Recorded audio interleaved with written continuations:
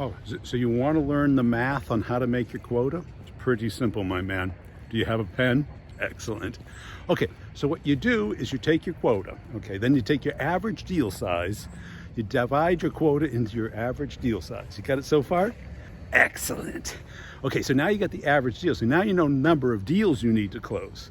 Then you have to say, okay, what percentage of proposals that you send out close?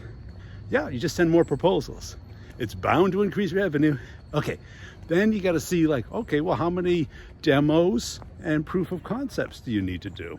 Exactly, and say like 50% of those close. So you got to like double up on that. Okay, now you back it up into how many discovery calls do you need to do? So like half of your discovery calls turn into demos. So you gotta do more of them. And then how long does it take you, or how many emails and phone calls does it take to get a discovery call? Okay, so give me a call when you've done all that math, okay? Get right back to me. Okay, so how many calls? 935,000. Okay, that's good. And how many emails? 2.3 million. See, now you got your math. It's just that simple. What? It's going to take you 3 years to make your quota? Well, you better get on it.